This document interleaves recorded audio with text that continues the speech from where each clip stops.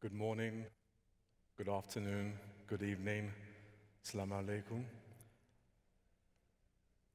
Welcome to the fourth edition of the Future Investment Initiative. This evening, we have a very distinguished colleague, and before I start, perhaps I'll just introduce myself. My name is Lameen Abdul-Malik.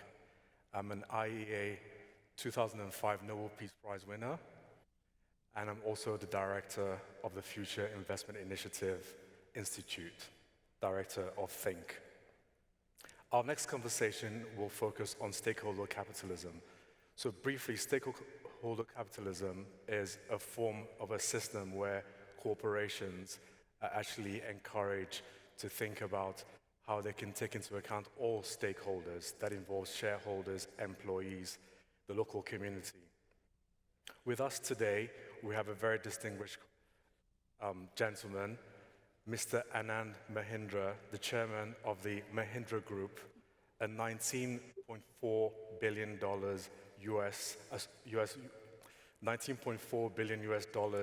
multinational company, present in over 100 countries, employing over 200,000 people in major industrial sectors, from automobiles, agriculture, IT, and aerospace. Having previously been recognized as one of the world's 50 greatest leaders, Mr. Mahindra is also a pioneer in the world of stakeholder capitalism and serves on the founding board of the trustee of the RISE Fund, which is a $2 billion impact fund. Good evening, Mr. Mahindra. Good evening to you, Lameen, and to all of you. Okay. I trust you've fully recovered from the National Day from yesterday in India. Well, absolutely. Recovered would probably be the appropriate word to use, Lameen, but it's always an occasion of pride. Okay, that's good to hear. So I just wanted to start off our session today. I was really intrigued by your concept of purpose-driven capitalism.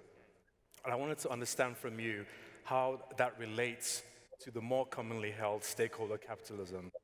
Are they one and the same? And how would you incorporate that concept into RISE, Mr. Mahindra? Yes, absolutely. When some concepts start becoming mainstream, the greatest risk is that the descriptive terms begin to proliferate and confusion begins to grow, and ultimately the message gets sort of buried under all those labels. Now, as far as I'm concerned, purpose-driven capitalism and stakeholder capitalism or conscious capitalism, they're all addressing the same problem statement.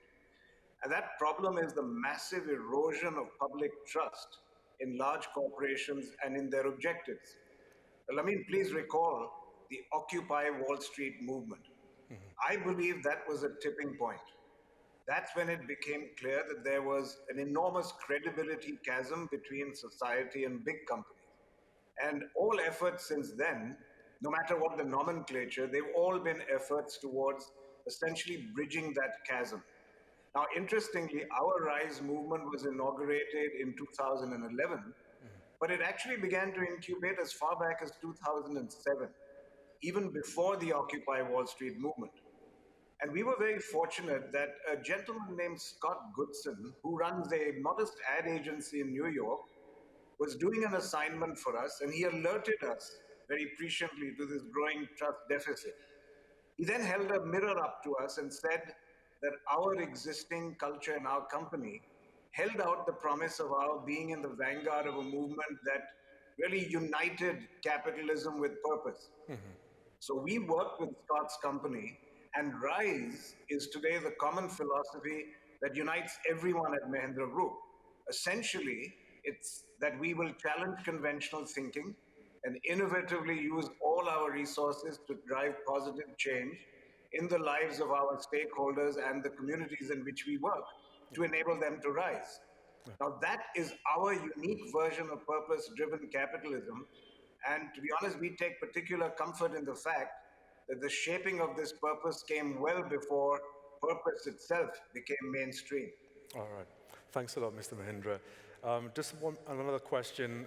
In your op-ed in the Telegraph a few months ago, you talked about turning the triple bottom line from people, planet, profit to people plus planet equals profit.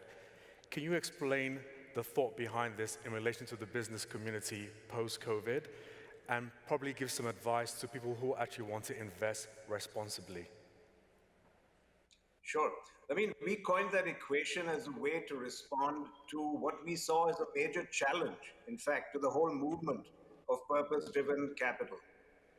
I believe that these movements run the grave risk of being seen as part of a company's corporate social responsibility, if you were. In other words, the entire effort of doing well by society is something that people believed comes post the profit line and is some kind of tax on profits. So they were beginning to see it as a box that must be ticked, much as companies today create CSR campaigns as a mode of compliance, if you will. Yeah. And I'm enormously skeptical about any intrinsic change in cultural behavior of companies if this mindset doesn't change. So I have a very practical approach to solving this problem. And my view is that purpose will truly come first when it's aligned to Adam Smith's assumption that people act out of enlightened self-interest. Purpose-led capitalism, where enlightened self-interest aligns with community interest, that is the future for business. And what I mean by this is that you're going to get genuine and enduring change only when companies recognize that businesses which address ESG needs are actually the biggest and the most lucrative opportunities for profit over the coming decades. Okay.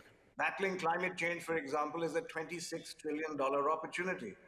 Or products and services for people and communities living at the bottom of the pyramid, which are going to see the highest consumption growth in the coming years.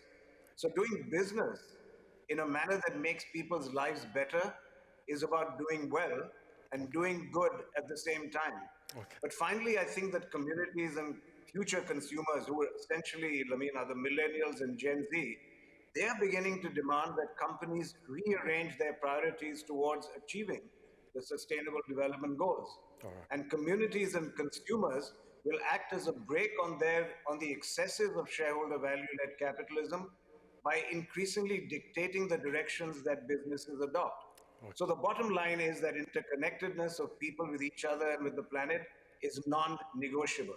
And hence, the equation, people plus planet, equals profit. Business leaders who don't get that will be abandoned, in my opinion, by consumers and society.